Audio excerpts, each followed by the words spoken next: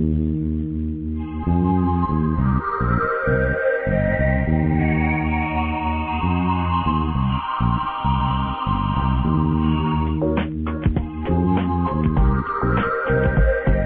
Energy with naturopath and medical intuitive Dr. Rita Louise. We have learned from Einstein's theories that matter and energy are one. Physicists believe that all systems in nature have their own particular way of vibrating. From the swing of a pendulum to the waves in the ocean to the light that brightens the sky each day, each of these oscillates at its own unique rate. In the same way, things such as rocks and minerals vibrate very slowly and at speeds that are imperceptible to us. Living things such as plants, animals, and man vibrate faster and appear to be alive. The same holds true for every thought, feeling, event, or word we speak. Each has its own frequency or rate of vibration. What many of us don't realize is if we take everything in our own universe down to its simplest form, it is all just energy. Join Dr. Rita as she explores questions such as, what are we made of? Why do we get sick? How can I live a more balanced and whole life? Call in and talk to her and her thought-provoking guest.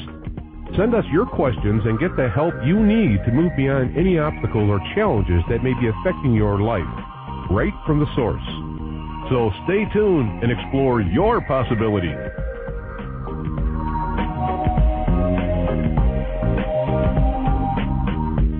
Hello and welcome to Just Energy Radio. I'm Dr. Rita Louise, and thank you all for tuning into the show today. Well, today we're going to be talking about a new book that just come out called Science Was Wrong, and it was written by Stanton Friedman, a good friend of our show, and Kathleen Martin. And so I have a couple of announcements, and we're going to get them on because there's just so much to talk about. Okay, I have a couple of little events coming up. July 19th, I'm going to be doing a free teleconference on the heart and soul of healing, where you can discover how your thoughts and emotions affect your health.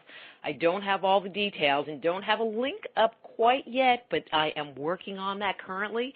So keep your eyes on the Soul Healer webpage, soulhealer.com, and you can find out all the details in the next week or so. Also, and actually, Stan is going to be at this event, is the ASPE Paranormal Symposium in Angel Fire, New Mexico.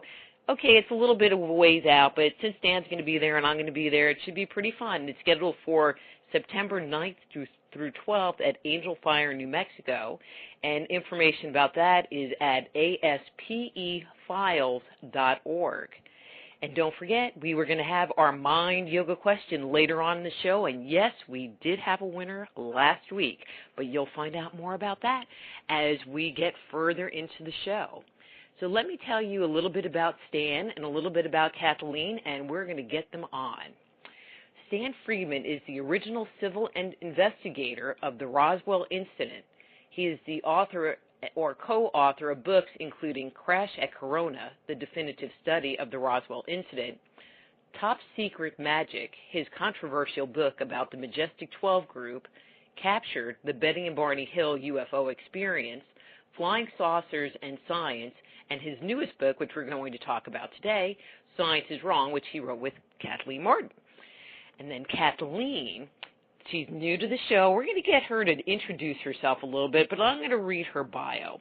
For the past 20 years, she has been engaged in UFO research and investigation and written numerous articles pertaining to UFO abduction phenomena. Kathy was a primary witness to the evidence of her aunt and uncle, Betty and Barney Hill. I want to find out more about that. 1961 UFO encounter and aftermath. She is the Director of Field Investigator Training for the Mutual UFO Network, the largest international UFO organization. She has also co-authored the books with Stan Friedman, Captured, the Betty and Barney Hill UFO experience, and her newest book, Science Was Wrong. So please welcome to Just Energy Radio, Stan Friedman and Kathleen Martin. Hi, guys. Thanks for coming on the show. Thank you for having us. So, Stan, you've been on several times, so I need for you to take a back seat so that Kathleen can introduce yourself, kind of tell us, tell us a little bit about yourself. And, our topic today is not Betty and Barney Hill, but that was your aunt and uncle? Oh, my God. Yes, tell everything. Well, I want to say hello to everyone. It's a pleasure to be on the show today. And to tell you a little bit about my background, I graduated from the University of New Hampshire with a bachelor's degree in social work. I was very interested in sociology, in psychology, and the biological sciences. I did a lot of work in those areas, as well as the philosophy of science and philosophy. Went on and did graduate work in education and some educational psychology at the University of Cincinnati, the University of New Hampshire, and I worked as a teacher for 15 years. And not just a teacher, I was also an education services coordinator. So I supervised teachers and developed curriculum and that sort of thing.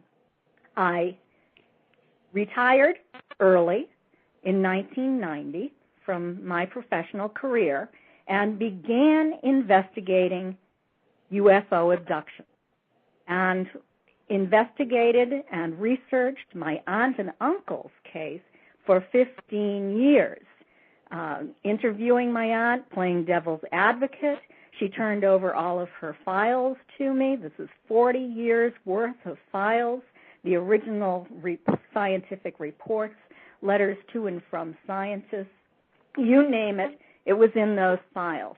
Also, the hypnosis tapes, which I was able to transcribe and to do my own comparative analysis of Betty's statements versus Barney's statements. So this was all very exciting, and it laid down the foundation for the first book that I wrote with Stan, Captured, the Betty and Barney Hill UFO Experience, and that led to our writing a second book together, which will be in bookstores on June 20th, but is now available on our websites and also on Amazon.com.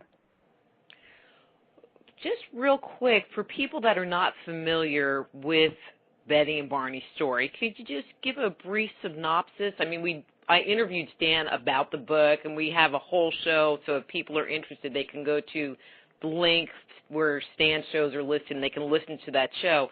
But just since we're talking about it, just a little snippet of their story. Betty and Barney Hill were my aunt and uncle, as I said. Betty was a social worker for the state of New Hampshire. Barney worked for the post office. He was also very actively involved in the civil rights movement, a member of the NAACP, and was eventually selected by the governor of the state of New Hampshire to serve on the state advisory board to the U.S. Civil Rights Commission. He was very politically actively involved in the state of New Hampshire. Both Betty and Barney had no interest in UFOs, but when they were traveling home after a brief vacation in upstate New York and up to Montreal, Canada, during the night on September 19, 1961, Betty sighted what at first she thought was a satellite. She had never seen a satellite before, and so she started to watch it. It was a bright, light night, and as she watched it, it came closer and closer and closer. And this really sparked her curiosity. And she finally convinced Barney to stop so that they could look at this object, which apparently at this point was very unconventional in nature. And as they watched it over the next half hour to an hour, it came closer and closer. It was apparent that it was very large, that it was silent, that it moved in an unconventional manner. It shot back and forth in the sky. It traveled in a stair-step pattern. It appeared to be rotating. They got out of the car. They looked at it with binoculars twice. They returned to the car and continued to drive south, and as they were driving south, suddenly it shifted ahead and hovered only 100 feet above their vehicle, causing Barney to have to stop in the middle of the road. It then shifted to an adjacent field.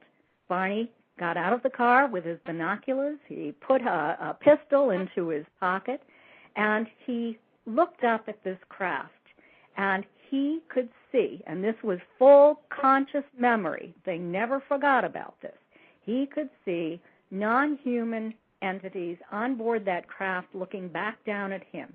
This frightened him terribly. Something started to drop out of the bottom of the craft. He was losing his ability to take self-initiated action. He was being told to stay in that field, to just keep looking, and that he would be okay. No harm would come to him.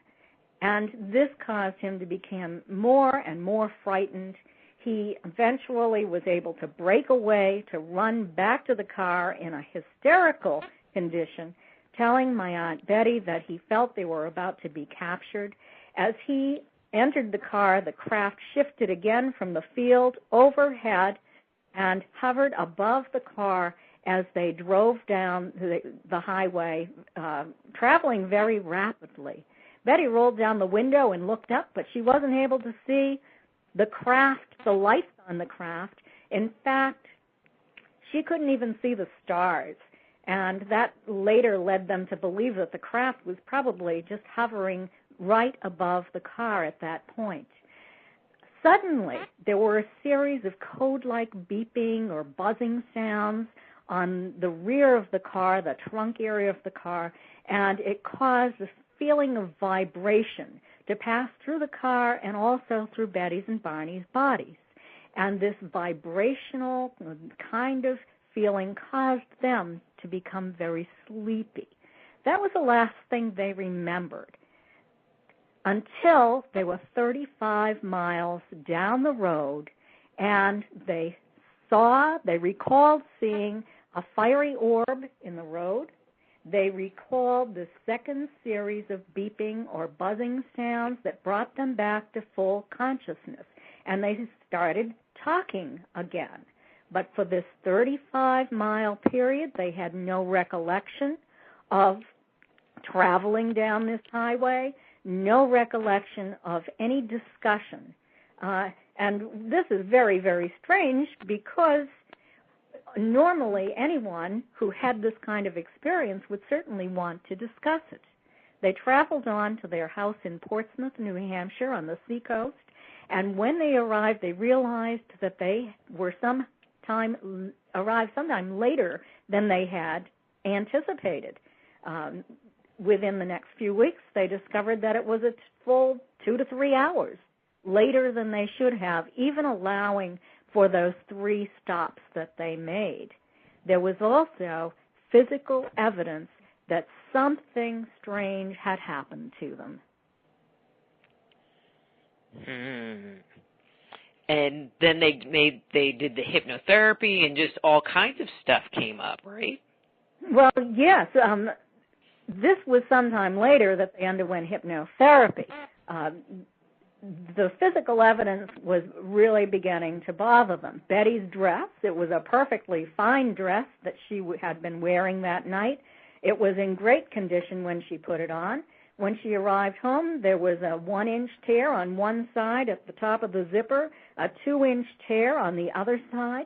The lining was torn out from waist to hemline. The hem was torn down on the right side, and there was no explanation for how this had happened to her. Barney's shoes. Barney was a meticulous dresser.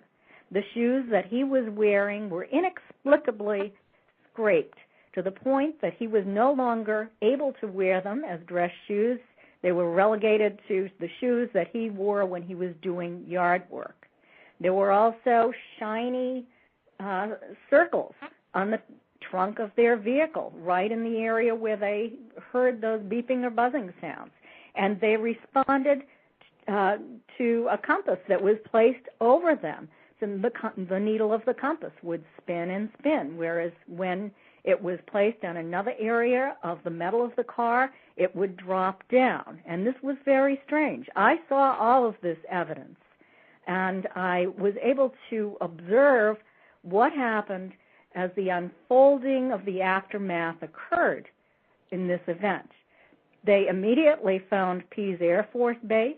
They also made a report to NICAP, the National Investigations Committee for Aerial Phenomena, and within a month, an investigator, Walter Webb, from that organization came and started the investigation of their case. Over time, Barney started to suffer physiological symptoms that would not recede with traditional medical treatment. He developed bleeding ulcers, high blood pressure, insomnia, all sorts of problems related to really post-traumatic stress disorder. And eventually, this was tied to the event that had happened to them in the White Mountains of New Hampshire. And at the end of 1963, this is over 2 years after the event itself, he finally was referred to Dr. Benjamin Simon, a psychiatrist from Boston.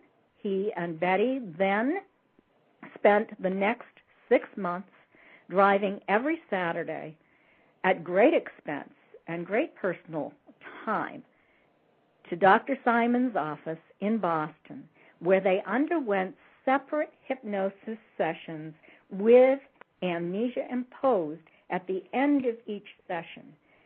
That was done for 2 reasons. The first reason was the intensity of the emotion released during these sessions was so great, Dr. Simon wanted to protect them from the further emotional harm, from the increased trauma that could have resulted from remembering these traumatic events.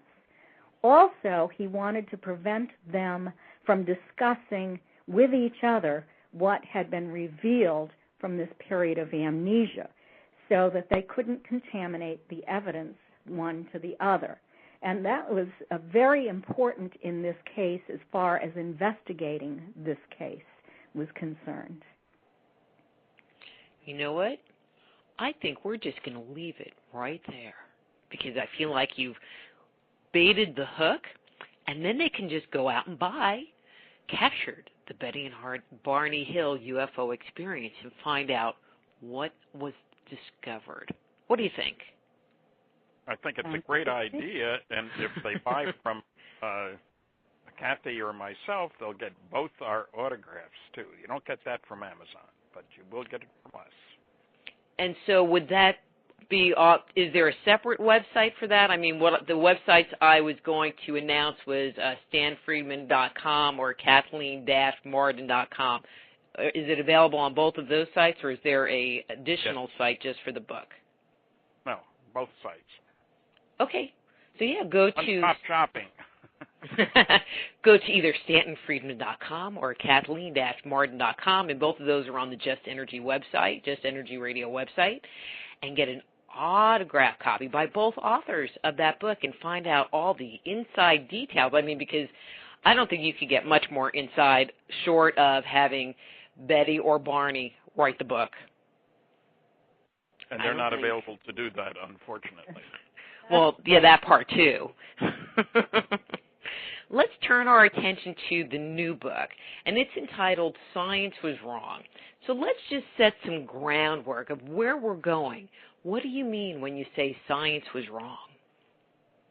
Well, as a professional scientist, I feel it's okay for me to say that some of my colleagues have done a great deal of damage to society over the years by making pronouncements about subjects which discouraged other people from doing the right thing and stood in the way of progress, using their position, if you will, as Dr. So-and-so, Professor So-and-so, to influence what was going on. You know, one thing you find out pretty quick in science and technology is you need money for research. But if the powers that be say, oh, that's a stupid idea, space travel is utter bilge, said the British Astronomer Royal a year before Sputnik, incidentally. All kinds of other people have made stupid comments. And, you know, it's funny, you can laugh at some of these, but what's important, and Kathy did most of the medical stories. There are 14 stories, 14 different topics, if you will. We each did 7, and she did some of the medical ones, which had enormous impact, caused deaths of people because the truth was not permitted to get in the way of the old procedures for doing things. Kathy knows one of my favorite people is Ignaz Semmelweis, who was at the lying-in hospital in Vienna, and she can tell you that story. He was quite a doctor back in 1840s or so, but he ran afoul of the scientific hierarchy and because of their not willing to go along with his findings, which were quite scientific and later validated, and there was even a stamp issued in his honor later on. But while he was living, that didn't do much good for the women who died because of the resistance to his ideas. And I'll just say one thing about that. What he found was that women were dying from childbed fever.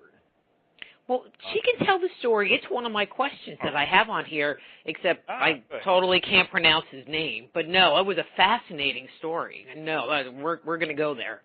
Don't worry. Kathy, your turn. Okay. Well, Ignaz Philipp Semmelweis, and it is difficult to say, was born in 1818 and died in 1865. He was from Pest in Hungary, and after high school, he went to Vienna to medical school and graduated, received his Doctor of Medicine degree, and ended up teaching medical students at the Vienna General Hospital. What he discovered when he arrived there was that childbed fever was rampant. For up to 2 weeks after a woman had given birth to her infant, she would develop a raging infection of the uterus or the genital tract, and it would become systemic within hours, and in most cases she died. At times, entire rows of women would die within days of each other, and their infants were also succumbing to this kind of infection. Because we didn't know about bacteria at the time, and later on in the 19th century, it was discovered that it was Streptococcus bacterium, but they didn't know it then. The reason that Semmelweis came to the conclusion that it was being passed to women from the hands of the medical students and from his own hands was because, it was quite by accident, one of his colleagues was working in the morgue dissecting one of these women when his finger was pricked by a scalpel. And within days, he developed all of the same symptoms of childbed fever, and he died. And Semmelweis was alarmed by this because it signaled to him that this contaminant was being passed from the cadavers that they were autopsying in the morning to the women that they were doing multiple examinations on in the afternoon as they were in labor and about to give birth to their babies. And so what he did is he introduced a method of hand washing using chlorinated lime water and asked all of his medical students to wash their hands before they examined women. And he did so himself. And he noticed a dramatic decrease in the number of deaths as a result of childbed fever. And he very carefully documented this over time. He even did laboratory experiments introducing this into rabbits and introducing other contaminants into rabbits to see their response. He carefully documented this. And what did it get him?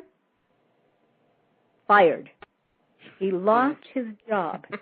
His ideas were not accepted. His supervisor came from the zeitgeist of the old guard. He refused to believe that the hands of medical doctors and medical students that were there to heal were actually killing women.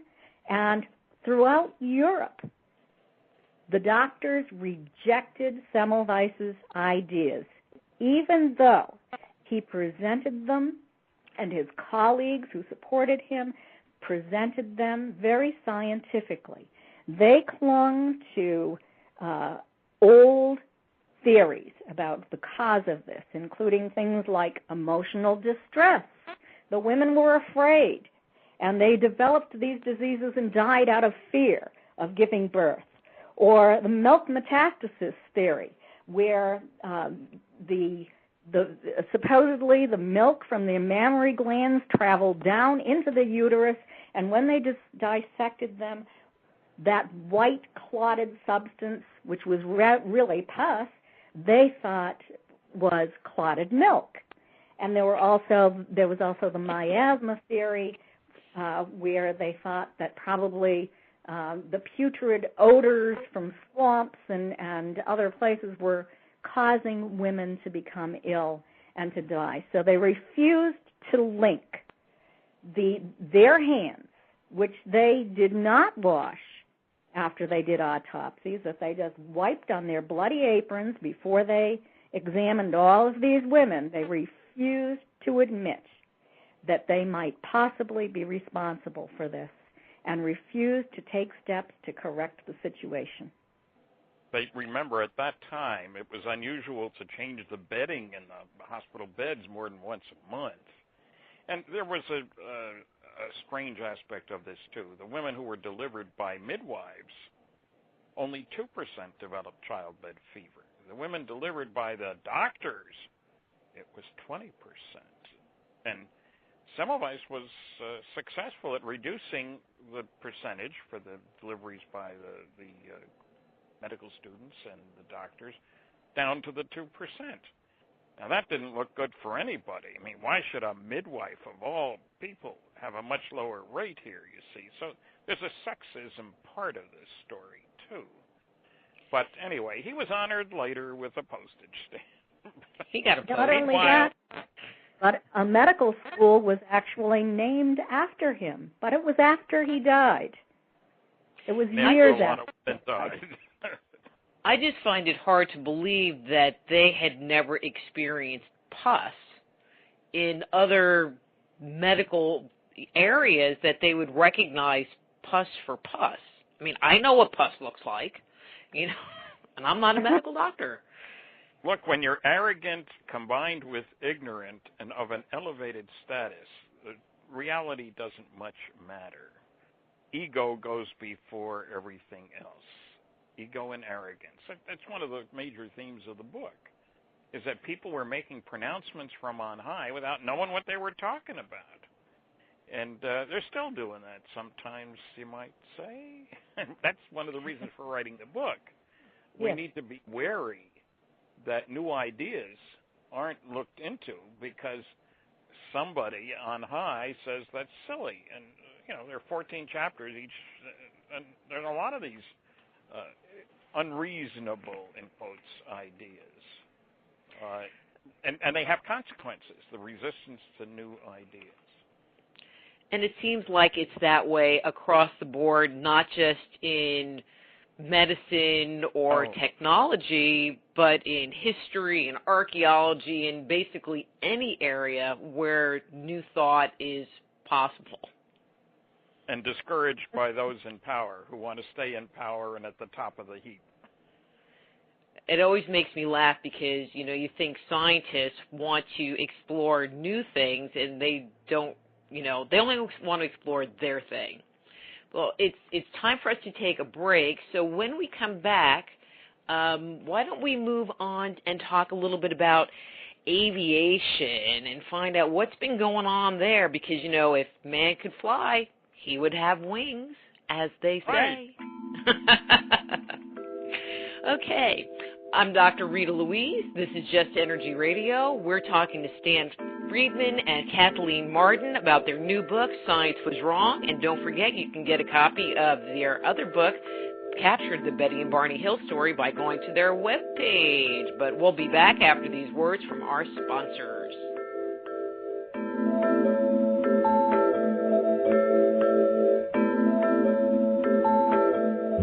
Energy Radio with your host, Dr. Rita Louise, will return right after these messages.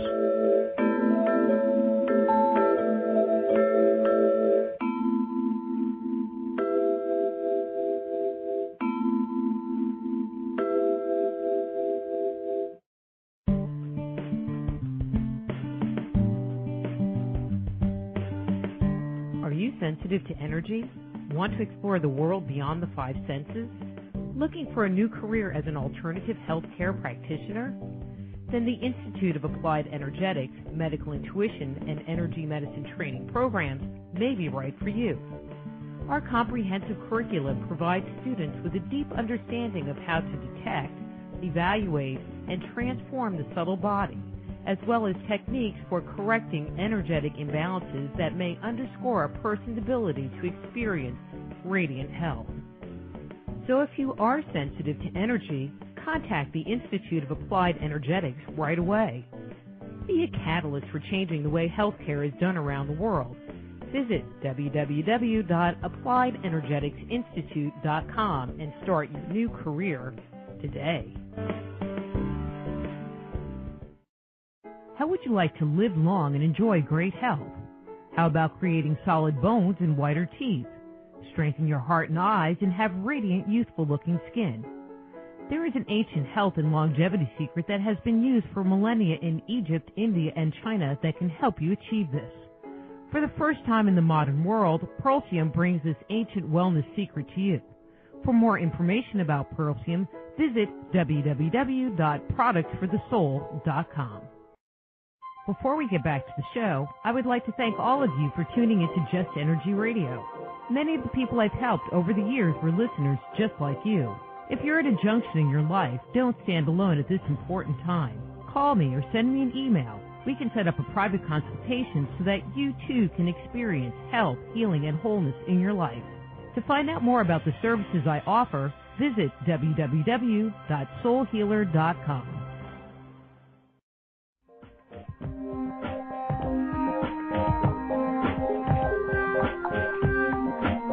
And now back to Just Energy Radio with Dr. Rita Louise.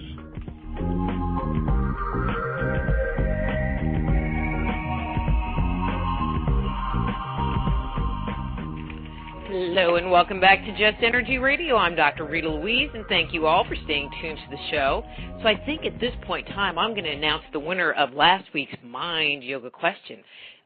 Last week, the question was, this ghost hunting device scans AM and FM frequencies in a continuous fashion, creating white noise, which people believe spirits can use to communicate with. This box is said to be interactive because you can ask questions directly to the spirits and receive replies from them as you're talking. So the correct answer is the Frank's box. Now, there were a number of people who put the spirit box, which is kind of another name, but the technical name is the Frank box. And so the winner of my book, Dark Angels, An Insider's Guide to Ghost Spirits and Attached Entities, was Suzanne Martin from Arizona. So congratulations, Susan, and your book will be in the mail currently. And so later on in the show, we're going to do this week's Mind Yoga question.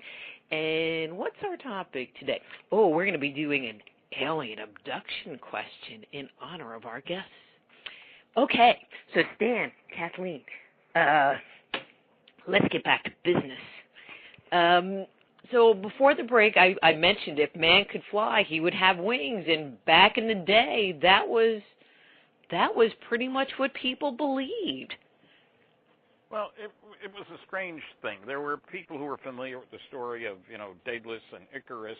Just put wings on a body and leap off a mountain, and you'd be able to fly. Didn't work out very well, I'm afraid. And there were, back in the 1700s, the first people to fly that we know about, Montgolfiers had a balloon that had a basket. It wasn't a powered balloon, of course. And they flew several people up. And there were times when people, the Chinese, had people, like from a kite, a big kite, and they'd fly along with somebody hanging onto a rope kind of thing. But there was talk in the late 19th century about flight. A lot of people were looking at it, and, progress was being made in a lot of different areas of technology. I mean, after all, now we had steamboats, which were thought to be foolishly inappropriate for man. Couldn't go fast anyway because you wouldn't be able to breathe if you went faster than 30 miles an hour. Everybody knows that. But there was serious effort going on in the late 1900s. And the Wright brothers were dissatisfied with what they found when they looked at the literature, and they started running their own tests. They were bicycle mechanics without a lot of education, but they were careful in what they did. They ran a lot of experiments, and they found that what they measured didn't match what the theory said they should be measuring. So they ran a lot of wind. They built a wind tunnel, actually, and ran a lot more tests.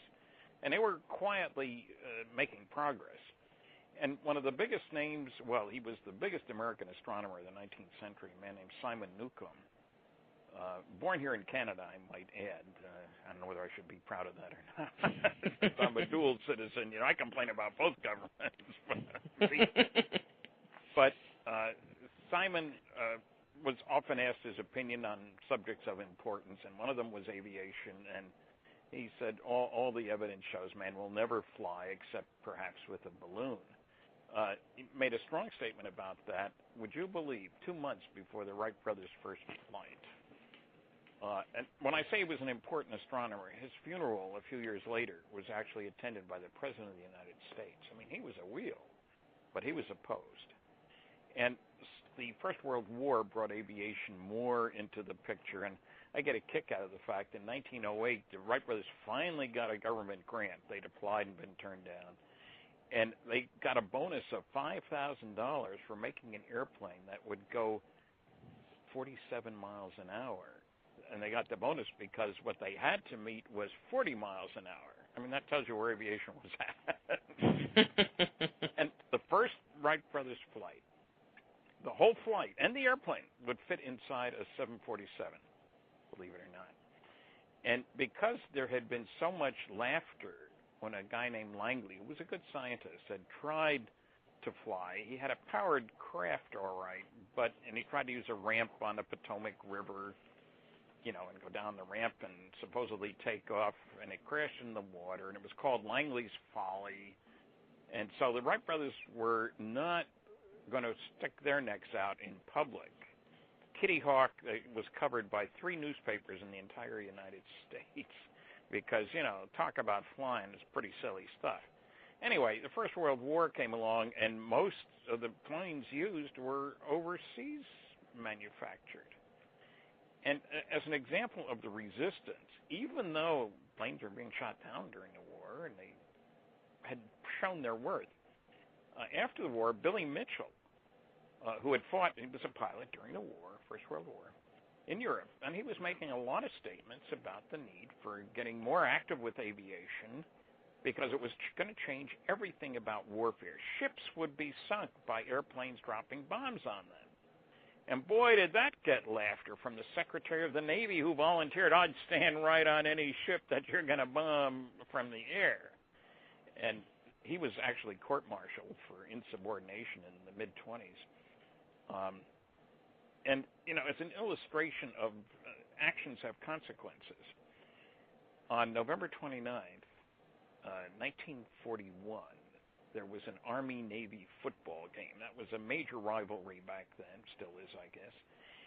And there was a picture of the USS Arizona with a statement, nobody has ever sunk a battleship from the air. It's like the Navy is blowing its own horn, 8 days later, Pearl Harbor occurred. The USS Arizona was sunk by bombs dropped from the air. 1,100 people died as a result.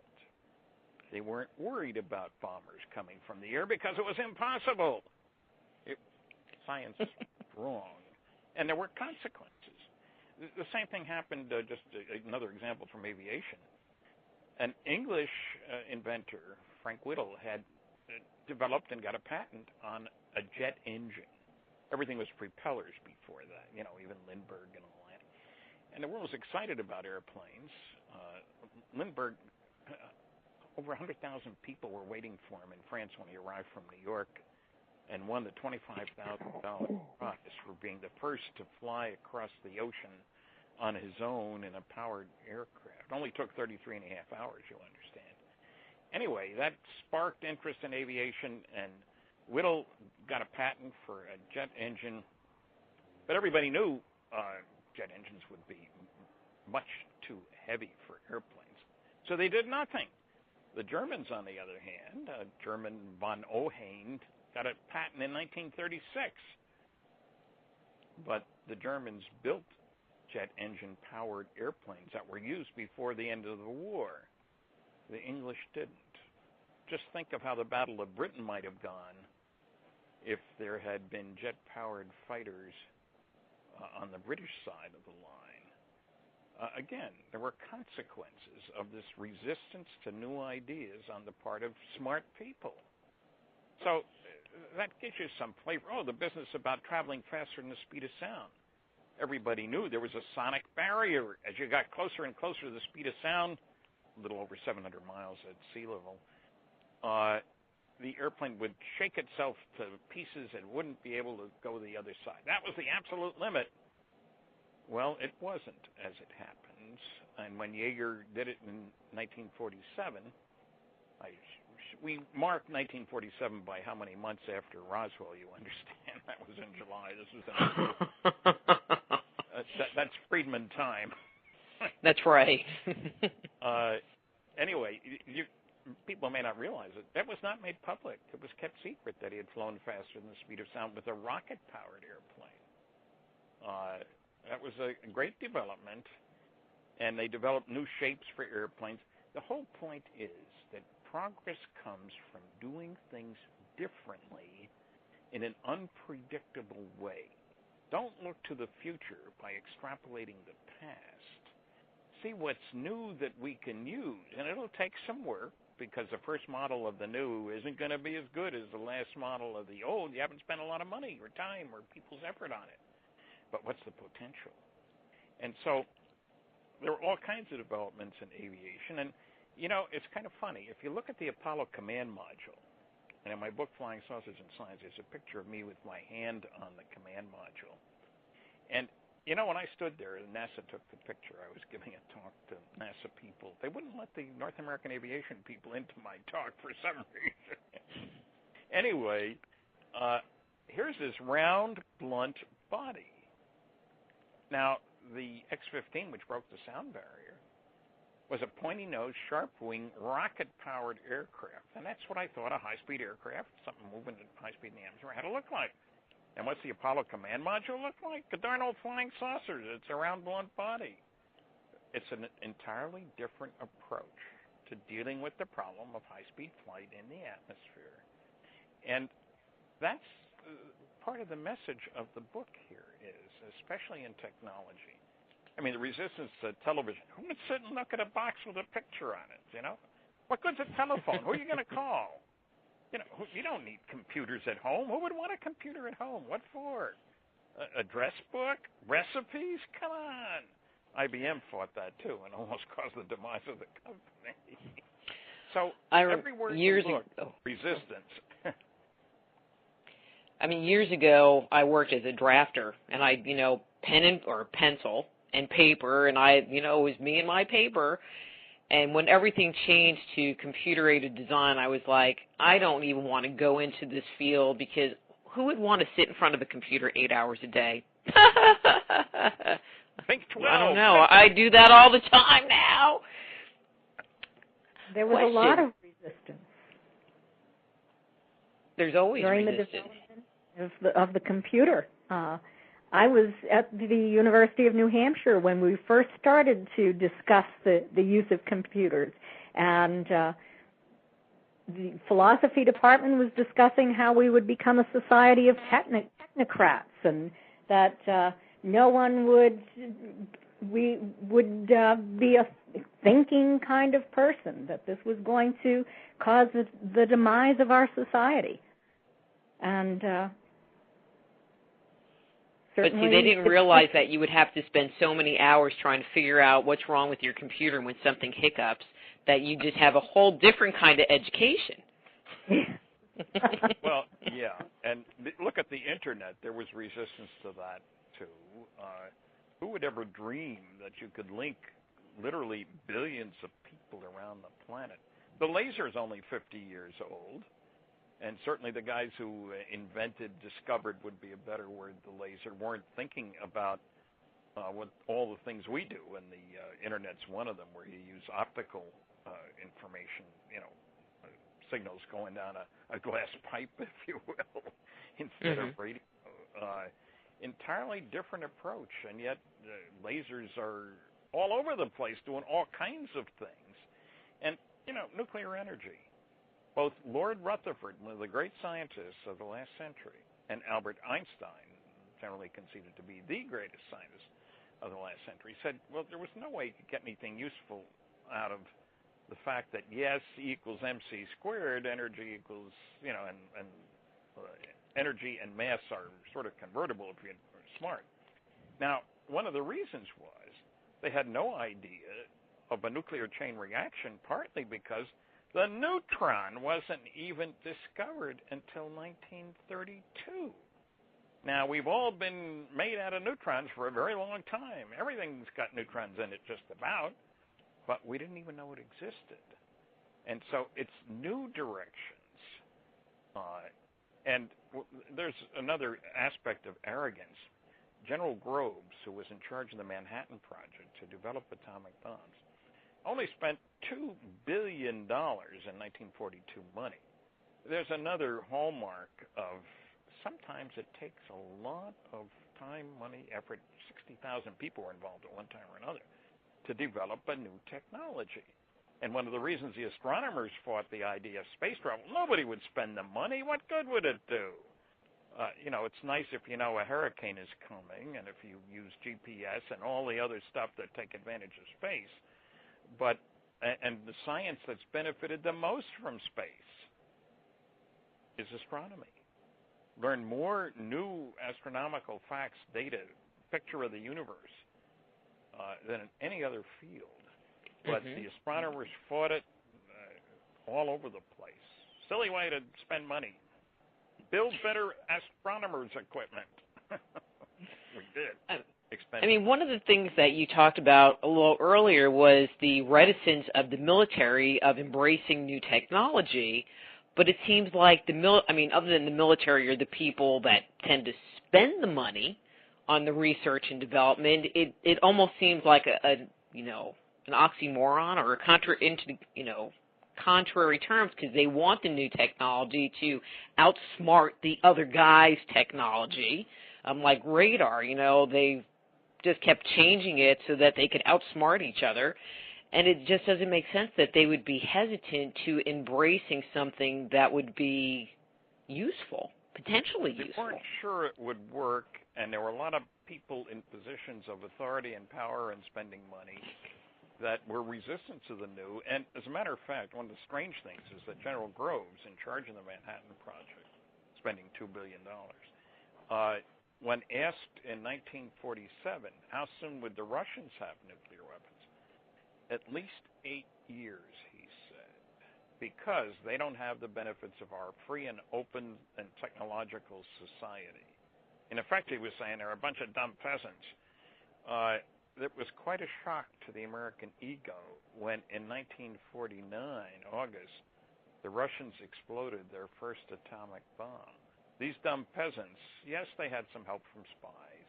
They also had the biggest cyclotron in Europe before the war, and they had slave labor to use and a few other things. But one of the saddest documents I've ever read, I've been to 20 archives, and there was one in about 1951 from the National Security Council saying that the Russians had made more progress in the development of nuclear weapons and methods for delivering them in the past 18 months than had been expected for 8 years.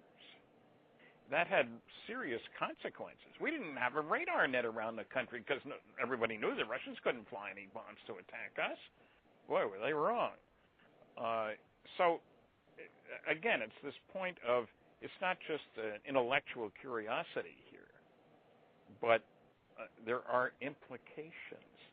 Look what Kathy found out about vaccination and smallpox. That'll turn your stomach. And yeah, let's talk about that. Kathy, okay. Yeah. Sure, he just opened the door right there, so let's just walk through. Okay. Well, I mean, because vaccinations they're a pretty hot topic, with swine flu and, all of these different vaccines that they want you to take now, where I don't know about you, but you ain't sticking that stuff in my body. I've had my vaccinations for H1N1 and a couple of other things, and the flu vaccine every year. And I'm healthy. I've never spent overnight in a hospital. I'm a lot older than you are. Well, I think back in the day I would be a little bit less concerned. Now, I guess I just don't trust the government enough. I can't imagine why. I don't know why. They don't do stuff like that in Canada. Well, to get onto the topic of vaccination, smallpox, vaccination against smallpox is what we're talking about. And smallpox was the greatest scourge ever to hit the human population of this world. It started out about 10,000 BC in northeast Africa, Syria, Turkey, Iraq. By 3000 BC, it had spread to China, to India, and it eventually made its way around the entire globe. In the 18th century, in Europe, 400,000 people a year died from smallpox, and a third of the survivors went blind. Those who survived this horrible disease were left with deep pockmarked scars all over their bodies. Women who had been beautiful ended up with ugly faces. Children bore the scars of smallpox. It was really a horrible thing. And quite accidentally, it ended up being spread to the Western world by conquistadors. And it wiped out most of the Incan Empire. That one disease had more of an impact on world political history than anything else. It wasn't the conquering armies that caused the Spanish conquistadors to triumph in the Western world. It was the result of smallpox that laid bare the bodies of the people that it affected. It killed their leaders, it killed their military, it killed their workers, it killed everybody.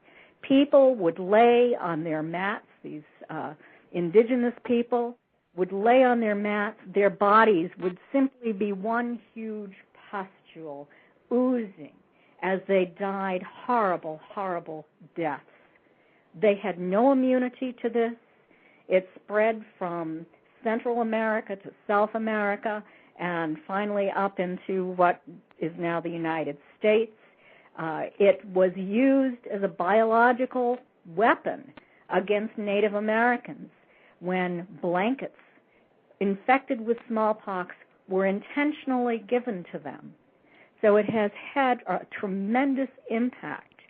Now, around the world, the process of variolation was used. It was used in China, where they would take scabs from people who suffered from smallpox. They would grind them up and inhale them through a straw. And what this did was it would cause people to develop smallpox, but it was often a less virulent form of the disease. People did die from it, however, and so it remained a problem. There were actually variolation hospitals in Europe, and a lot of money was made from these, but only the wealthy were able to afford to have this done in this long period of convalescence as people recovered from the milder form of smallpox. what was discovered is that cowpox got onto the hands of milkmaids, and the milkmaids were immune to smallpox. And this was first discovered by a man called Jesty. His last name is Jesty, and he used cowpox to inoculate his family, and they didn't come down with smallpox. Eventually, Edward Jenner came along, and Edward Jenner started the scientific investigation of this. He, over time, was able to get cowpox pustules, and it was difficult to do because this was not a common disease in cows. He had to wait for an outbreak of it. And he finally developed this vaccine, but the Royal Society in England wouldn't publish his findings on it because they thought they were too radical and that he really hadn't done enough research, although he had done considerable research on it. It finally... Let people die. Pardon me? Let people die. We need more research. We need more research. Does that sound familiar? Well, actually, in the chat room, it's like, well, you know, it reduces the surplus population. Thanks a lot. Yeah, I'm just reporting it, you know. And it's amazing. I discuss in the book the various groups who were opposed to the use of the smallpox vaccine for a number of different reasons, involving religious ideas, involving greed. My goodness, if we had the smallpox vaccine, we could no longer run our variolation hospitals, and we'd lose all of this money.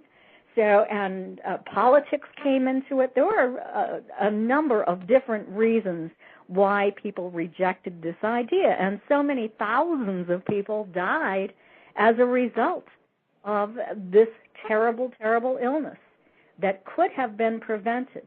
There were cartoons in newspapers and songs that were written in that day, and in the book you'll see an old drawing done by a political cartoonist who shows people sprouting cow parts, women with udders and horns, and men with horns and tails, which was sort of an old wives' tale that if you actually had an inoculation, a vaccination, using this cowpox vaccine, that you would end up developing the physical characteristics of cows. So it's quite hilarious when you look back on it, but at the same time, it's very disturbing that all of this went on. And it's, you know, in the book it says that smallpox has been eradicated, but haven't there been some small outbreaks of smallpox in recent days? I haven't heard about those. Can you? No, I haven't either. I don't know. I watch too much TV, you know.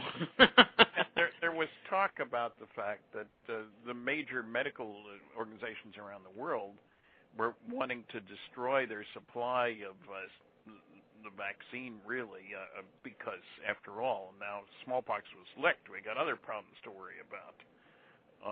And there's been no shortage of other problems. There's a chapter in the book about the hemophilia holocaust, because some doctors said the chances of your getting HIV from blood transfusions, 1 in a million. Yeah. He was slightly wrong. There were 10,000 American hemophiliacs, big percentage of them, who developed HIV from transfusions because the medical community wasn't paying attention to what was going on. Well, we're going to stay on the medical thing when we come back, because I want to talk about eugenics, because that is just kind of creepy to me. Yep. I'm Dr. Rita Louise. We're talking to Stan Friedman and Kathleen Martin about their new book, Science Was Wrong, and we will be back after these words from our sponsors.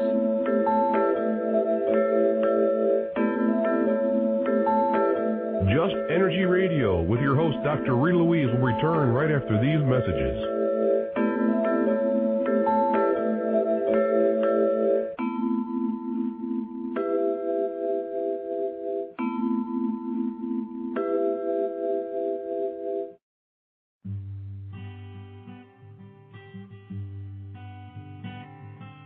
Balance in all things is critical to maintaining health.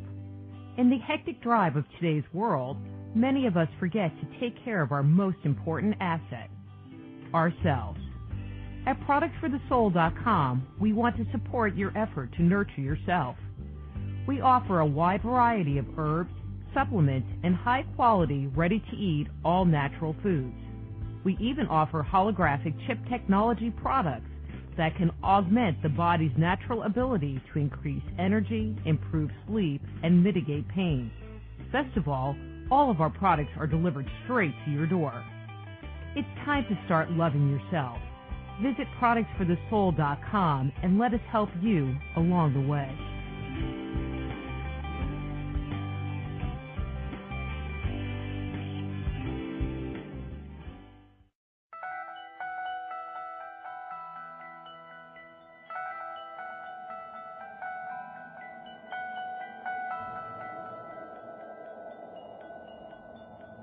Take a journey to the dark side of the spirit world and meet the bad kids on the block in Dark Angels, an insider's guide to ghosts, spirits, and attached entities.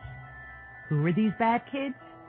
As a child, you might have met one at night, under your bed, in your closet, or down a dark hallway. Dark Angels isn't a dull dissertation about ghosts. It's filled with revealing information about how these dark forces can influence our lives. Order your copy of Dark Angels today. Visit www.darkangelsbook.com for more information.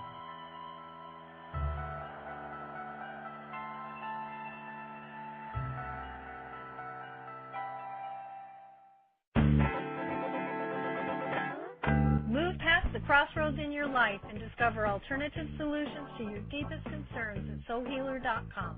So whether it's a physical problem, an emotional issue, a question about work, or troubles in your relationship, naturopath and medical intuitive Dr. Rita Louise can help you. Bring peace, harmony, and health back into your life. Schedule a session today. Visit soulhealer.com right away and live the life you've been dreaming of.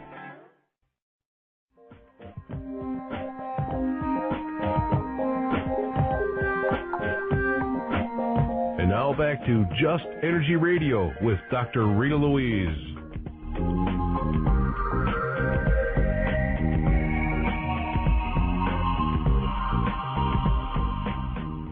Hello and welcome back to Just Energy Radio. I'm Dr. Rita Louise, and thank you all for staying tuned to the second hour of the show. And remember, if you're enjoying the programming today, please do mark it as a favorite. So today we're talking to Stanton Friedman and Kathleen Martin about their new book, Science Was Wrong, and their webpage where you can buy the book, and I think this one they'll autograph too, is stantonfriedman.com and kathleen-martin.com. I just posted both of the web pages in the chat room, but they're also available. You can find the web pages, the link to the web pages on the Just Energy Radio website if you happen to be listening to this in the archive. Okay, so before the break, I said let's talk about eugenics because I read it. It was kind of creepy to me. Creepy, but I have my own personal commentary on it. But to start, maybe you guys can describe what eugenics is and kind of bring the audience up to speed with what that concept is and what impact or the implications of it are or were. Well, the starting point made sense. Gee whiz, we can improve cattle and sheep and pigs by selective breeding. Why don't we do that with humans? Straightforward. Unfortunately, the attitude was, let's only keep the good people breeding. And how do you decide who's good? Well, who's tall, who's smart, who's rich? Kathy, why don't you pick it up there? You found out what these guys were really looking for. Well, the people who were funding this whole movement wanted to create humans who were like themselves and to eliminate those who were not. So their idea was that they wanted to sterilize the lower 10%.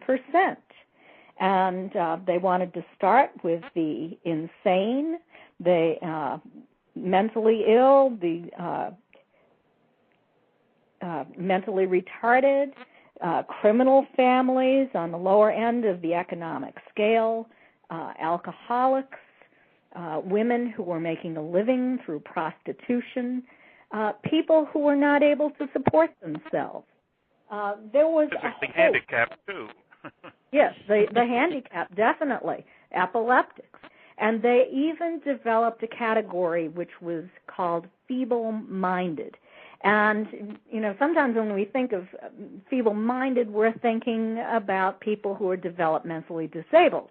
But this was not the definition. There was no clear definition for being feeble-minded.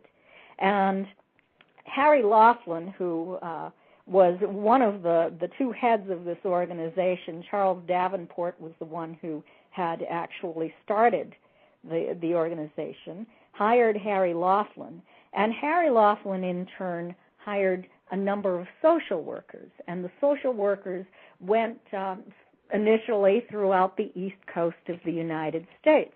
The institute was in New York on Long Island, and so that's why they started there. And they went around to different homes, to different families who were being identified as being somehow problematic or having difficulties, and they started taking down the genetic lines of these families. They were building family trees, and in these family trees they would identify who the parents were, who the children were, and what social problems or physical problems they had. And the movement eventually spread all over the United States through fitter family contests at county fairs and fitter baby contests at county fairs. And families could enter this contest. They would be judged based upon their physical characteristics, on their health, on their intelligence, and on their achievements in the community. And those who won would receive a silver cup and would be held up as a model for the way that everyone else should strive to be.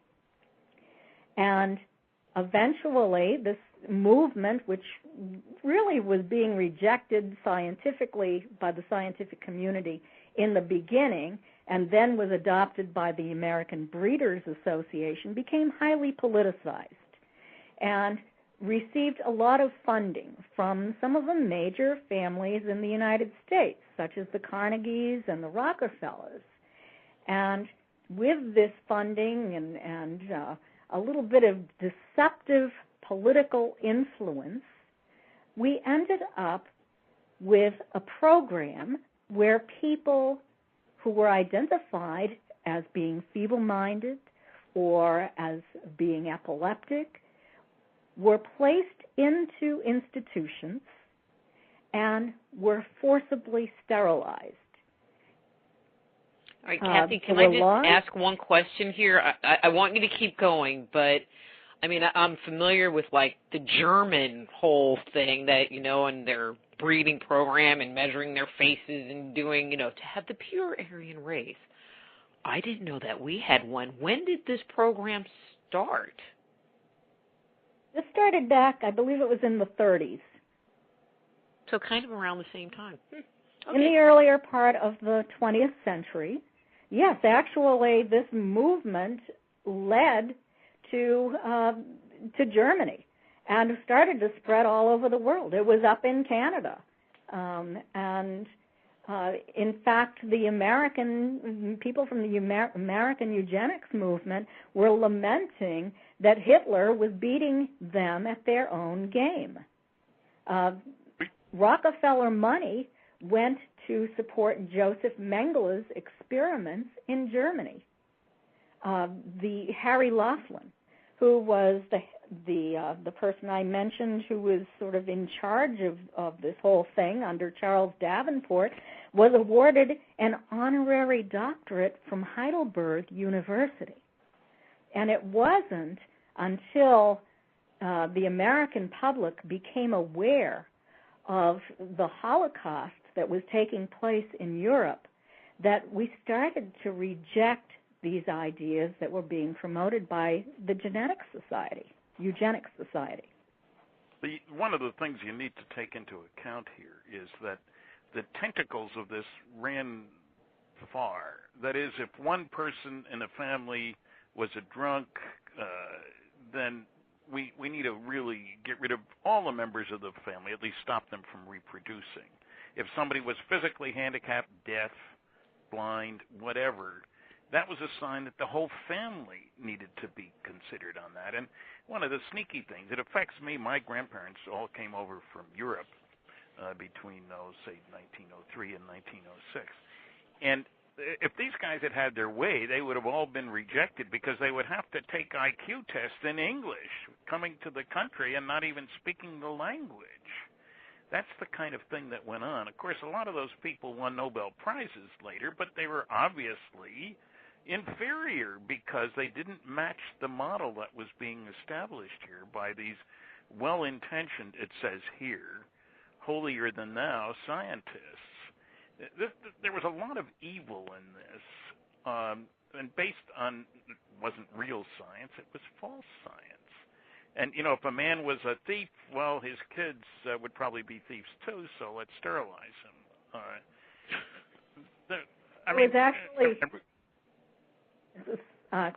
But there was actually a study that was done on convicted criminals, men who were in prison as felons. And the study found that their sons often grew up to become felons as well. So the solution to this would have been to sterilize not only the fathers but also the sons. And sometimes children under the age of 10 were actually sterilized during this movement. So it was quite horrendous. I'm sorry to interrupt, Stan. Go ahead. Just what Kathy just said was the point, that the extreme measures which were taken weren't really based on science. They were political, arrogant, holier than thou, we're better than they are kind of things, and those were the standards. And I hadn't fully realized how much this had reached into the law. There really were laws authorizing the sterilization of all kinds of people on the flimsiest of excuses. And, it's astonishing. And we make noises about the Germans, but the American movement was pretty powerful at one time. No kidding. I mean, I don't think most people are aware that there was that practice in the United States at all. Well, I think you're right. That's why they need to read our book, of course. That's right. The problem here is that if you don't learn from history, you're doomed to repeat it. And we need to learn that sometimes laws and attitudes have been legislated, if you will, that aren't based on reality. It was kind of like putting the Japanese in camps at the beginning of World War II, visiting the sins of the fathers or grandfathers or great-grandfathers on the offspring. There was no good reason for that. But it sounded good, seemed reasonable. Let's do it. It's something we can do because we have the power and they don't. And so the examples are legion, and you wonder in how many other areas we're doing similar things, that is, jumping to conclusions. Somebody is different, therefore they're inferior, and, that is distressing, to say the least. Mm-hmm. Yeah, no kidding. Well, I mean, I think it happens all the time. I'm looking at the clock, and there's a few topics that I so want to hit. And so I want to kind of shift yet again, because in the book you kind of talk, I call them alternatives, And, from more mainstream science to more alternative science, which, we're all kind of in that same boat. We're like, I consider us all alternatives, even though we can, ride the mainstream if we want to, put on our good clothes. In the section that talked about, I don't know, I didn't write down what the section. I'm just going to say, in one of the sections in the beginning, you talk about, and I guess, Stan, this was your part, you talk about, and I'm going to say, astrology. I'm going to put the alternative word on it because it was not said in the book, where you talk about the position of the planets and the Earth magnetic field and the effect it has on human behavior.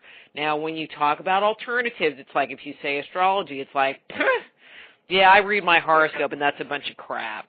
But it sounds like science maybe kind of believes it. There are some scientists who have kept an open mind and done an enormous amount of work. Dr. Robert O. Becker, who was nominated for a Nobel Prize, did some wonderful work on determining the effects of electric and magnetic fields on people. Now, part of this came from studying the fact that certain animal living creatures, I'll call it that, can regenerate the limbs if you cut them off. Now, you and I can't do that. So we started looking at the effects of electric and magnetic fields on regeneration, and then on broken bones that wouldn't heal, and got very positive results, and found that there was more to this. We are the body electric is the name of his book. And one of the places this came up, if you want to, let's throw in that dirty word astrology, and every astronomer in the audience cringes, but the kicker is a true astrologer does not say, read the newspaper, you're one of 12 groups of people, that'll tell you what's going to happen. What they recognize is that people learned a long time ago there were certain features in common of people born at about the same time.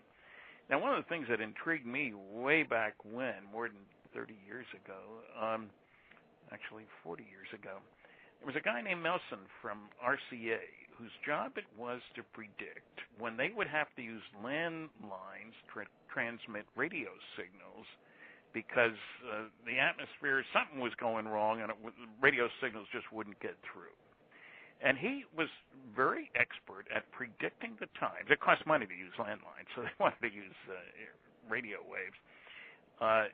The way he did this was he found out that you could correlate the ease of transmission with the position of the planets. Now, that sounds crazy to most people because, after all, there's no connection between, say, Jupiter and you and me, right? Of course not. Not quite right.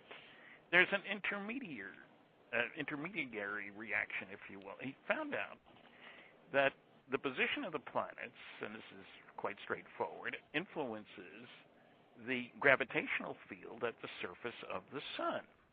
And, the two biggest planets being on one side gives you a different result than if one's on one side and one's on the other side of the sun. The center of gravity of the sun is not in the center of the sun. It's determined by where the planets are. And it appears that changes in the center of gravity of the sun trigger solar storms. These, in turn, send huge amounts of energy to the Earth. And they can have bad effects like interrupting power, and this has happened a few times, and we're worried now with satellites being susceptible to electric and magnetic particles and waves and all this stuff from the sun. And it appears that Becker, being a very curious man and finding the effects of electric and magnetic fields on people and wound healing and stuff, also looked at, he was at a veterans hospital in Syracuse, so he had access to a lot of data. He looked at admissions to mental hospitals as a function of the Earth's electric and magnetic field parameters, and amazingly discovered that there was a connection. When there was a change in the electric field, let's say, the admissions went up. And he had nurses in mental wards keep track of patients on, 8-hour periods and their overall behavior, and then check with what the magnetic fields and electric fields were, and son of a gun, there was a connection. And again, I believe it's related to the electric and magnetic fields from the sun producing particles which interact with the Earth and the atmosphere. And there were papers written 50 years ago saying electromagnetism has no place in what happens in the solar system. It's entirely gravity.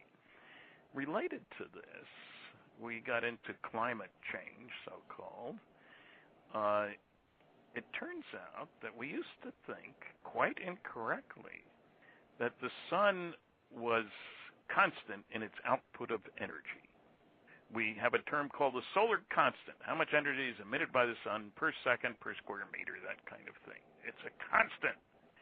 Well, it turns out, once we got above the atmosphere and could study these things very much more detail and carefully, that electric and magnetic fields are enormously important in the solar system.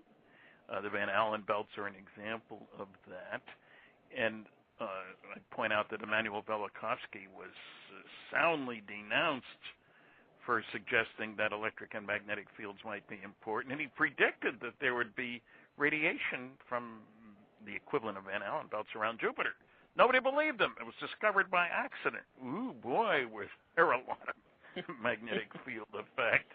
And so we've been dragged sort of struggling hand and foot into the 21st century, where we now recognize, A, that the sun's output is variable, B, that has an effect on the weather via the solar storms, and that we better be looking more carefully, because our world is much more sensitive, if you will, to the electric and magnetic fields. Satellites can be knocked out by these solar storms, and we're dependent on satellites for military communications, GPS, all kinds of things. So, you can say, oh, he's just talking about astrology. It's a lot more complicated than that. And people who are careful in doing their research and in looking up what has been done, instead of making pronouncements from on high, are finding that this is an area of concern. 2 new satellites are sending down wonderful data about the sun, which is not constant. And this gets over to the anthropogenic global warming, man-induced. It appears that Mother Nature is the problem, not man. That the temperatures have been higher when there was no CO2 practically speaking, being produced by man. It's a long story. But this is an area, in other words, that has implications. The global warming people want us, the rich countries, to spend, $600 or $800 billion to help the poor countries get things in line so they don't suffer the terrible consequences of what we Western countries are doing by putting out so much of this evil CO2. Even though the temperatures have been higher when we weren't producing any CO2. So, in other words, there are scientific linkages here. When we take into account things that we didn't know about before, but that turn out to be true and significant. Gee, I sound like a preacher. I'm sorry. But it's an important lesson. Global warming isn't just a concept. It could affect us all. And we also, a little fact, everybody talks about CO2. The most important greenhouse gas is water vapor, not CO2. There's a lot more of it, and it has a larger impact. And it's much harder to predict, incidentally. It's complicated. That's unfortunately the way things are. So there are lessons to be learned in these border areas, if you will. And Kathy did a wonderful chapter about a Russian woman who could sort of see what was going on inside of people. And she was supposed to be tested scientifically by people who weren't scientific at all, but had access to grind. It's a very sad tale. We're being denied the assistance of people who are sensitive. Not a good word, Kathy? I think sensitive is right. To things that the rest of us aren't so sensitive to. You mean like she was maybe a medical intuitive? Yes, she was. You mean like me? That's true. And Stan, I know you. That this is an area that is near and dear to my heart. That's why I'm like, okay, we got to talk about all the alternative stuff. So, Kathleen, talk to me. Well, her name is Natasha Demkina. She's a young Russian girl. She's in her, I'd say, probably in her 20s now, and she came to my attention actually when I saw her story on a television program. It was on the Discovery Channel in 2004. Now, I have read that anyone from the United States couldn't possibly have seen this program because it didn't air in the United States. I saw this program, so maybe my husband and I were on vacation in another country at that time. But what I saw was this young, very gifted Russian girl who was performing, going through a number of different experiments to show that she was successful as a medical intuitive. She was brought to the United States and was taking part in these experiments allegedly by some of the top scientists around the world. Actually, they were members from what is now called the Committee for Skeptical Inquiry. Two of them did have PhDs in psychology, but she failed. And I felt so bad for her seeing this program. She was crying at the end. She was saying that they had been unfair to her, that there were problems with their experiments, that she had never had this result before. And she wanted so badly to show that she really did have this ability, and she was well known for this in Russia and had passed other scientific tests demonstrating that she did have this ability. So when I started to think about writing a chapter for this book, I decided that I wanted to research what happened to her. What was the outcome of all of this?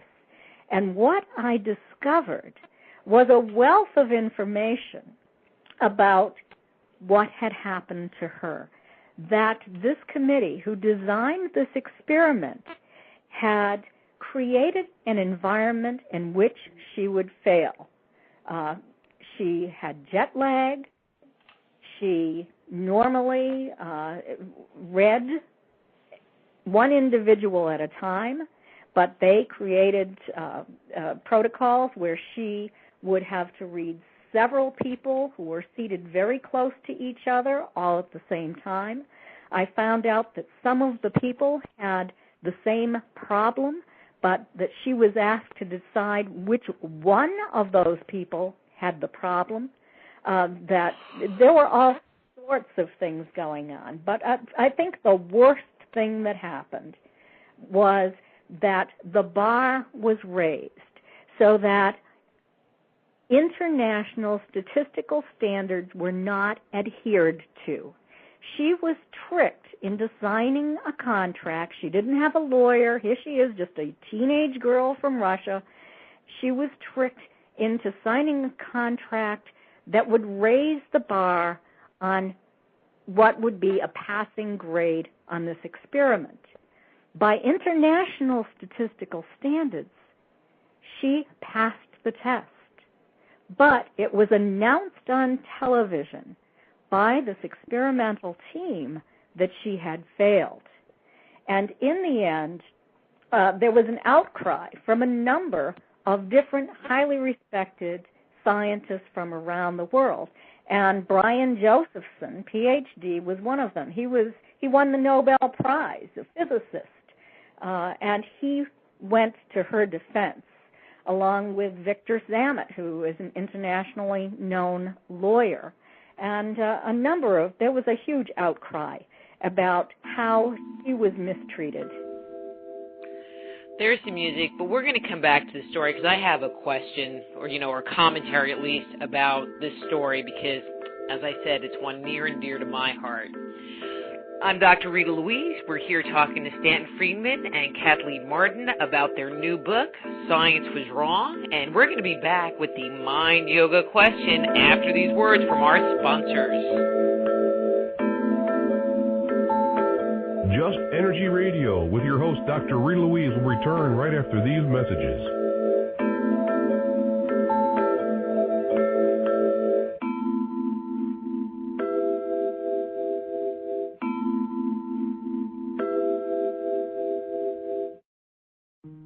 Go deep inside yourself and venture into the realm of the unconscious mind with my Meditating on the Kabbalah guided imagery audio CDs.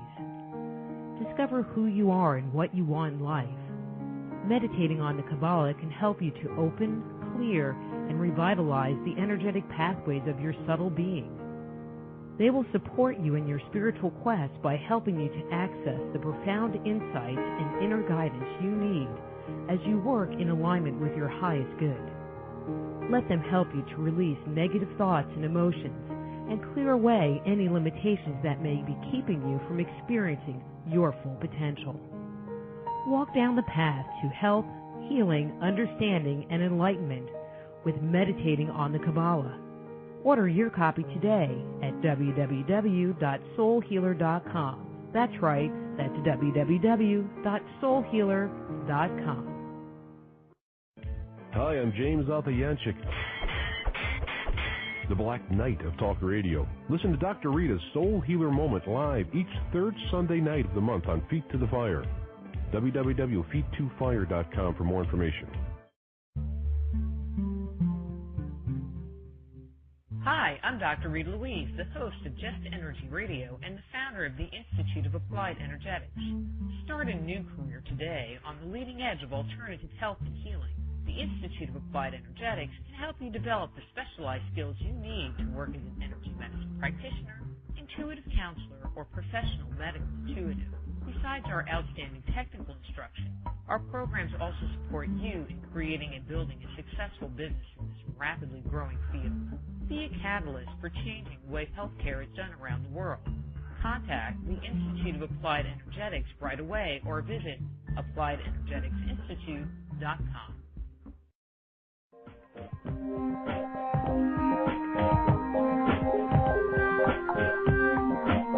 And now back to Just Energy Radio with Dr. Rita Louise.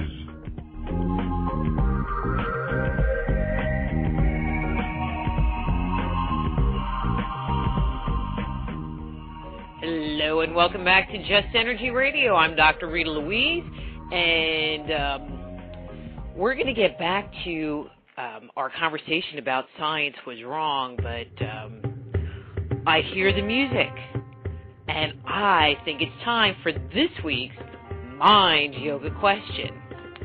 So here's the question of the week. On November 5th, 1975, this man, part of a 7-man logging crew working on a forested mountain region of Arizona, encountered a strange glowing object which resulted in an incident that has become recognized as the best documented case of alien abduction ever recorded. So, if you know who this person is, who the famous alien abductee is, please send an email to justenergyradio@yahoo.com. The person who answers the question first is going to win a copy of What on Earth? Inside the Crop Circle Mystery. And it's really a good documentary that talks about crop circles. And we actually did a show about this. And so it's What on Earth? The Crop Circle Mystery. It's a 1 DVD? It's 1 DVD.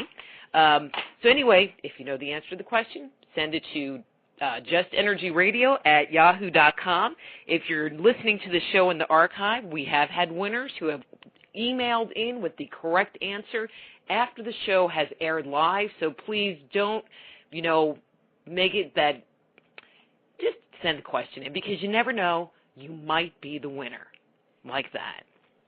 So Kathleen, before the break, we were talking about Natasha, and listening to you talk about this test. I mean, working as a medical intuitive, I can only empathize with her and that testing criteria. I mean, because, when you're in that intuitive place, you have your methodology, the things that you look at, external stuff can influence you.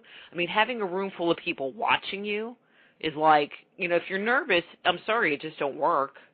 you know. It just, and so and I can all of empathize. the things that can influence your accuracy on that.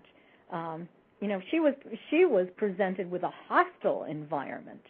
Mm-hmm. Imagine yourself attempting to work in a hostile environment, jet lagged, sleep deprived, with scientific protocols that you don't usually use. Well, I mean, I've worked with hostile clients, and you can't read them you can't read them. It's like, well, just tell me something. It's like, okay, blank. And even with all of that, by international statistical standards, she passed the test.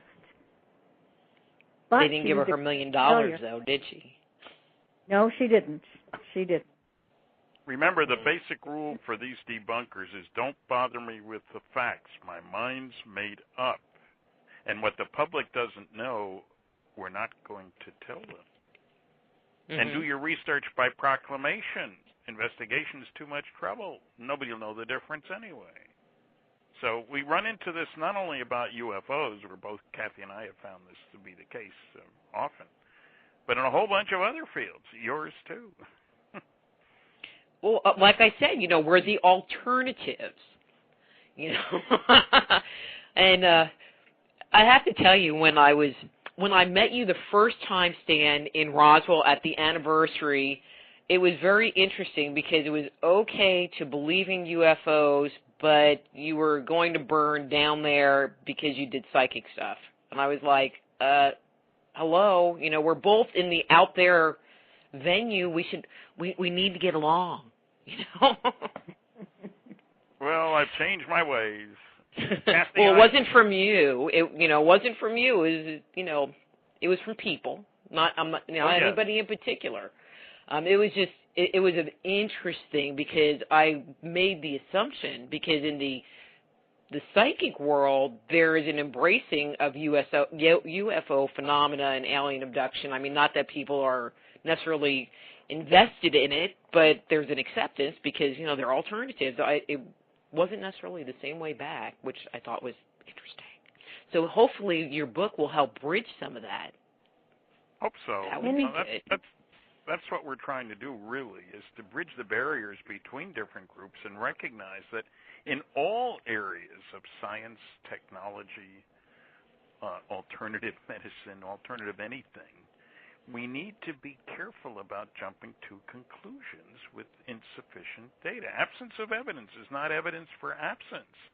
I did a radio interview the other day, and it was like the guy wanted me to hand him an alien to cut up in order to prove that there are aliens out there. I mean, we have different standards for evidence. If I tell you I saw a 747 fly over, and you say, I don't believe you, give me a piece of it, then I'll believe you. That's ridiculous. But that's the attitude. Governments can't keep secrets. What baloney.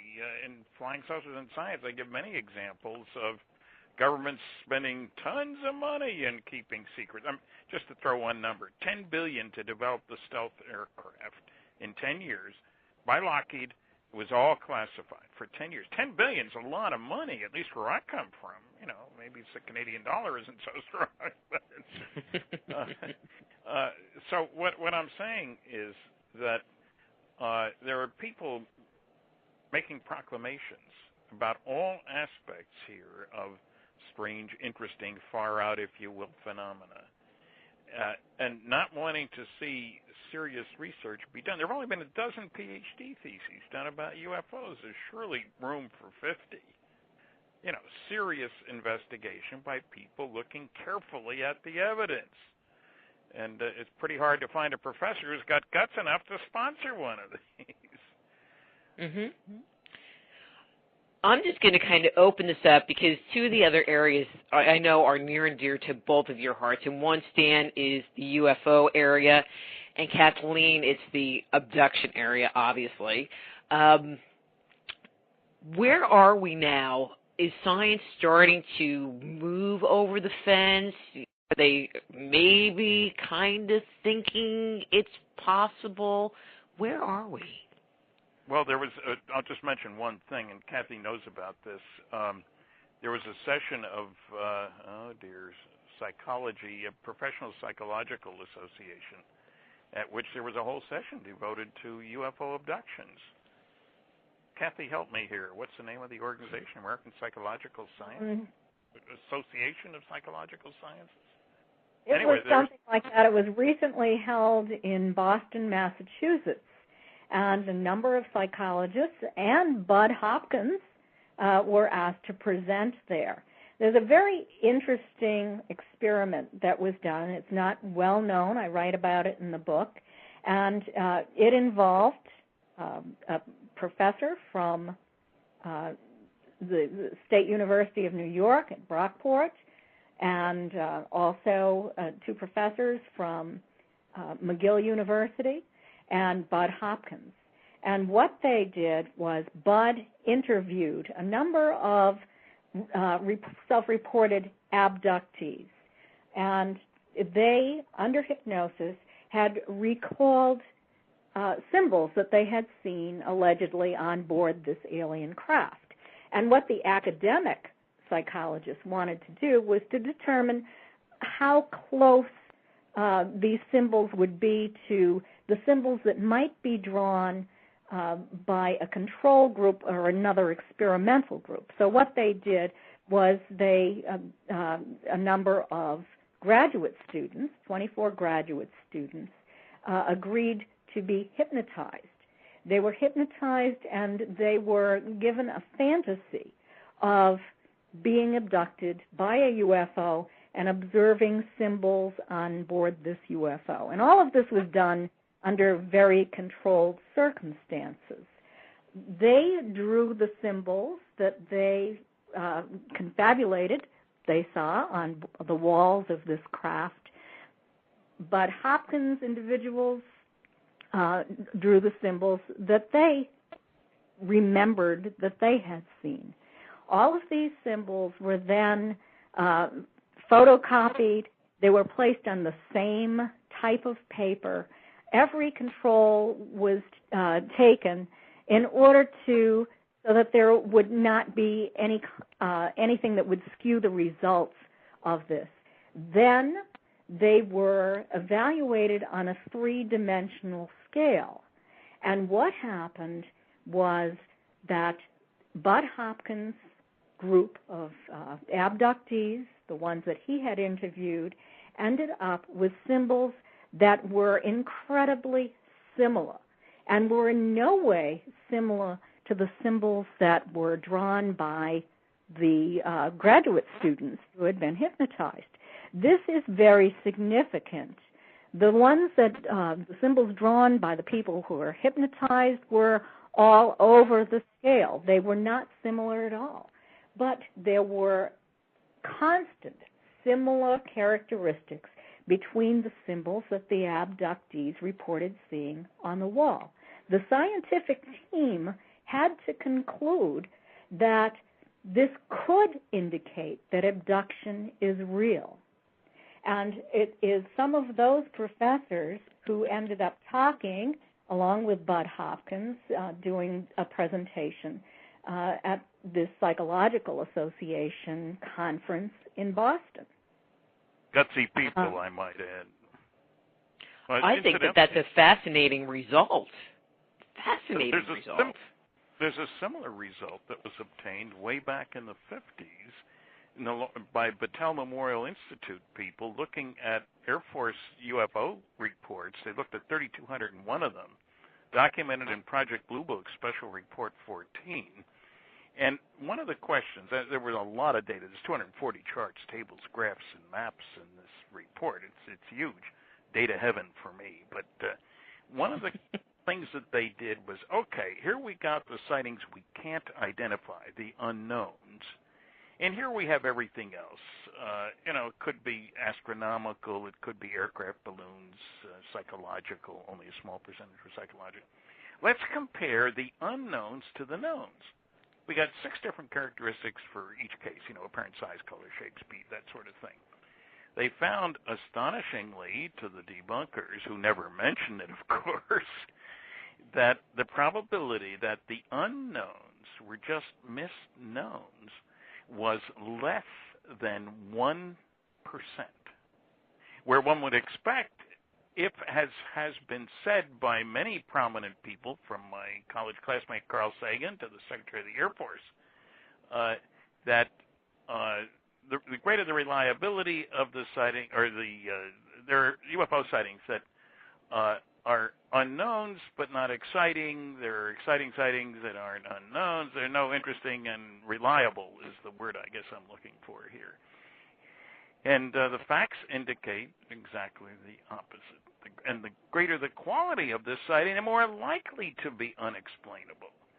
So what these guys did for abduction, I was going to say graffiti. That's not the word I really want, but symbols, has already been done on the UFO sightings, and I'm sure the noisy negativists will totally ignore it because don't bother me with the facts. My mind's made up. And I admire these guys. And there's an excellent book by University Press, Kansas University Press, I guess, about abductions, edited by Dr. David Jacobs and Don Dondery, and Bud Hopkins both contributed to it. Now I can't even remember the name of the book, but book of the abduction phenomena.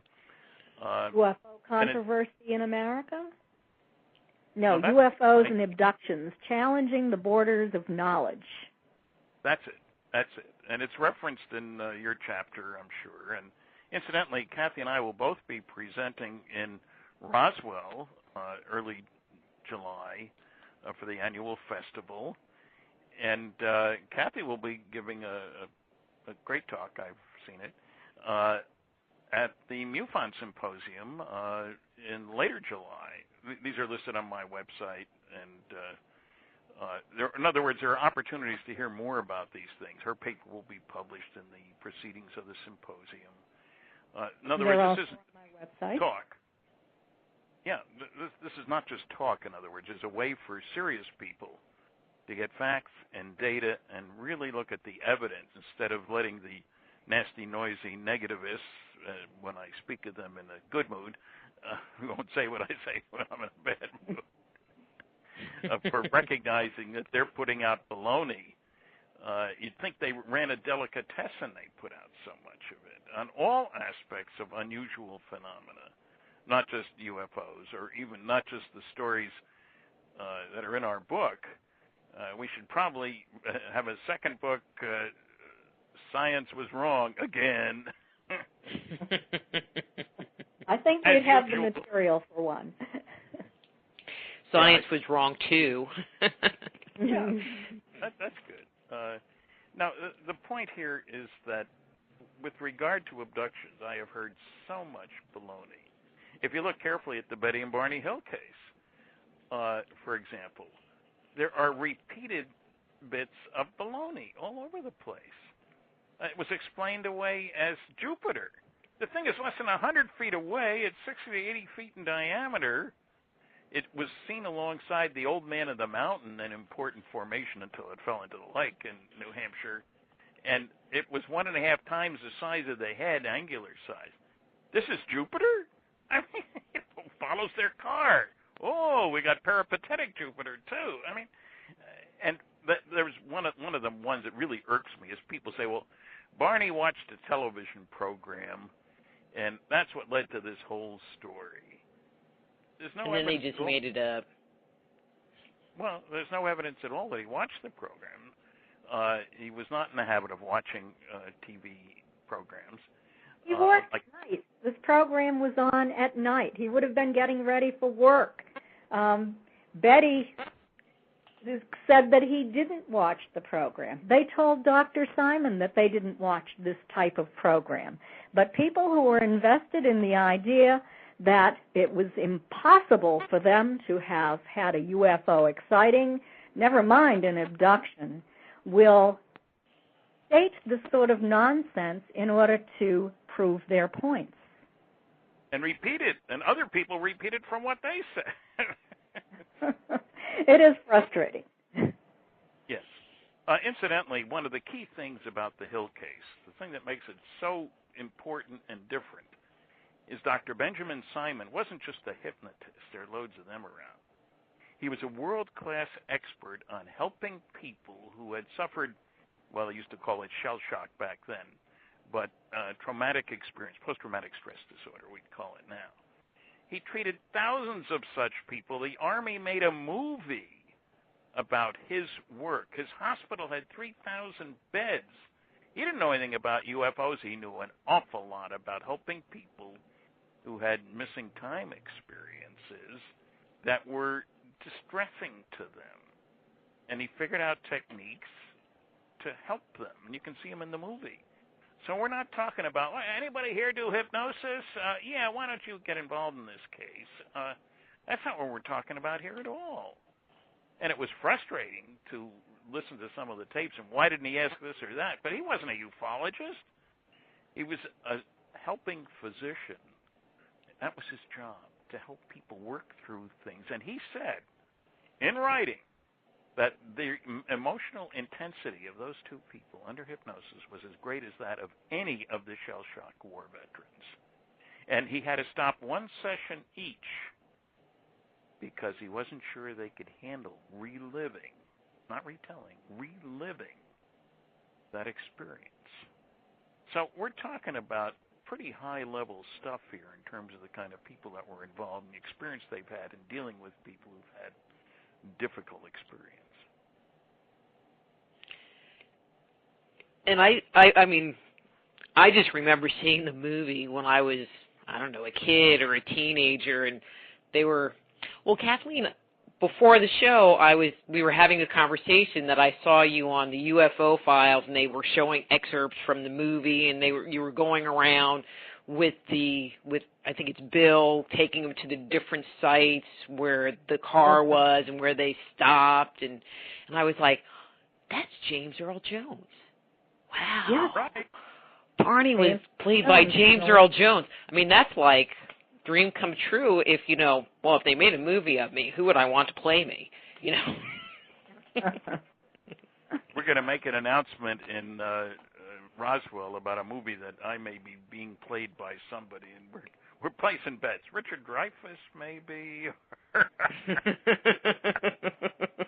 It'll be called Magic Men, MAJIC, as in Top Secret Magic, as in the Majestic 12 documents. But it is kind of fun when you think, who's going to play me? I wonder. Won't be somebody who's handsome, but maybe somebody who's impressive in some kind of way. Remember Dreyfuss in Close Encounters? Mm-hmm. That would be pretty cool. That'd be full circle, wouldn't it? Really? Not a crop circle, you understand. So, Kathleen, any last words on alien abduction?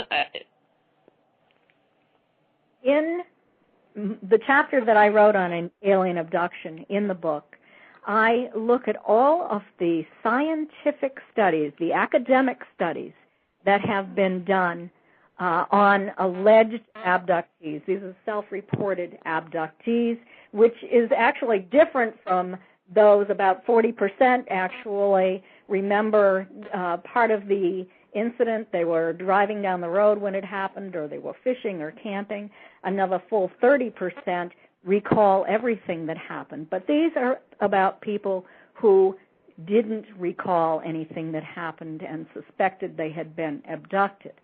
So I go into detail on different hypotheses, on psychological reasons why abduction, people might have believed that they were abducted when they had not been. And then I look at the scientific evidence that abduction is real. So I'm really excited about that chapter. And, it's important here to realize that it's been okay for some time for psychiatrists and so forth to study the people, not to study the experiences or the events, that because we know they didn't happen, you see. Ed Condon, head of the Condon Project, world-famous physicist. What was it, Kathy? 4 of the 7 committee members were psychologists. Does that tell you anything? Just a bunch of crazy people out there. The dean of the graduate school, Robert Lowe, was the project coordinator, and he is the person who wrote the infamous trick memo about how, in order to undertake such a project, one would have to approach it objectively. That is, one would have to admit the possibility that such things as UFOs exist. And we all know that it's not respectable to give serious consideration to such a possibility.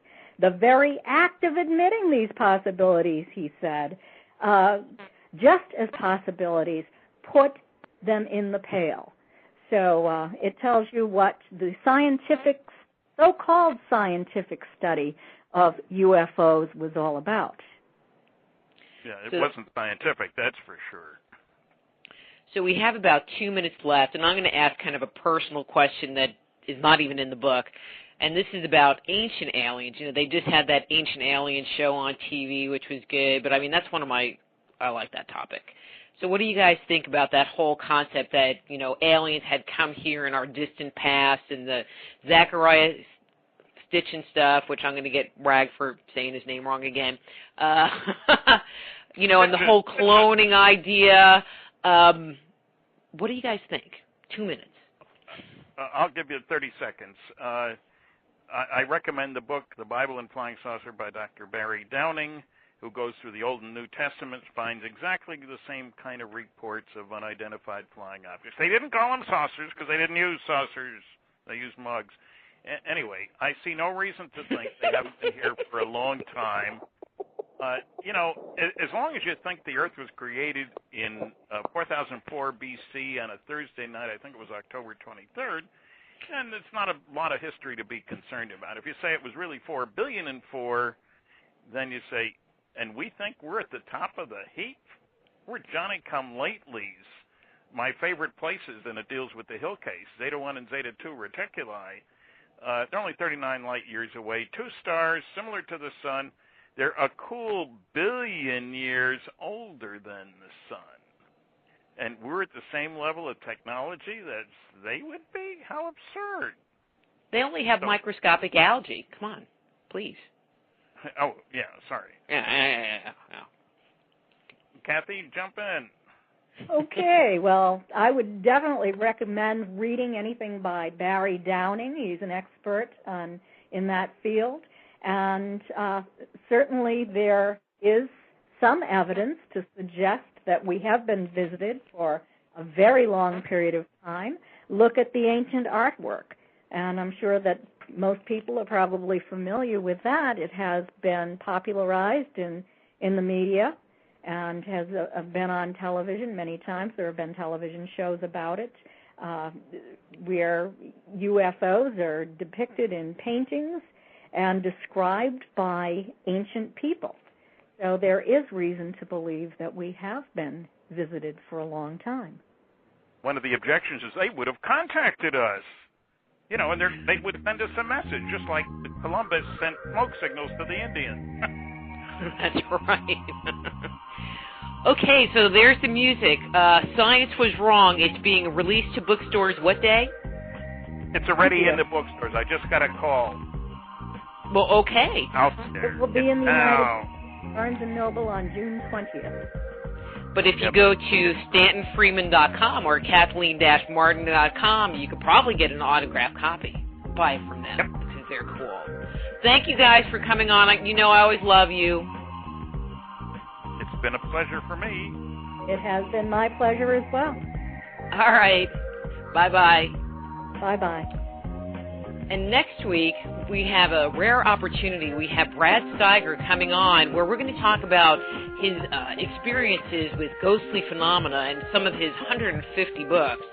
And in the second hour, we're going to talk about Layla DeMonte about animal communication. So until next week, I'm Dr. Rita Louise. Join host Dr. Rita Louise each week at this time for Just Energy Radio. Point your browser to www.justenergyradio.com for more show information and to contact Dr. Rita. Until next time, remember, it's all just energy.